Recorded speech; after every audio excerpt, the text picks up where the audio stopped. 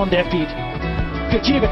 রাওয়ালপিন্ডি টেস্টে টাইগারদের কাছে রীতিমতো পাত্তাই পেল না স্বাগতিক পাকিস্তান। প্রথম টেস্টে পাকিস্তানকে লজ্জাজনকভাবে হারিয়ে ইতিহাস গড়া জয়লাভ করল বাংলাদেশ দল। সেই সাথে পাকিস্তানের বিপক্ষে এই প্রথম টেস্ট ম্যাচ জয়লাভ করল টাইগাররা।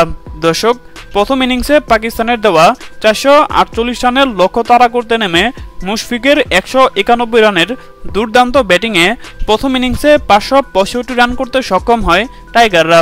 এরপর পাকিস্তান দ্বিতীয় ইনিংসে ব্যাটিং করতে নেমে টাইগার বোলারদের সামনে রীতিমতো অসহায় আত্মসমর্পণ করে।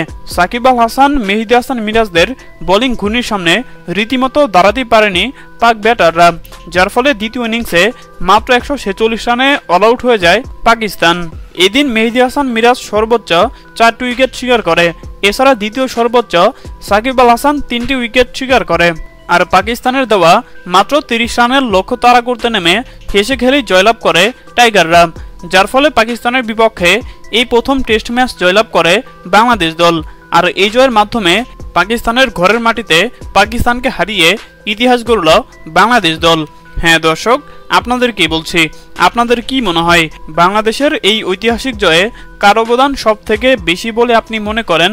জানিয়ে দিন আপনাদের গুরুত্বপূর্ণ মতামত আমাদের কমেন্ট বক্সে। ধন্যবাদ।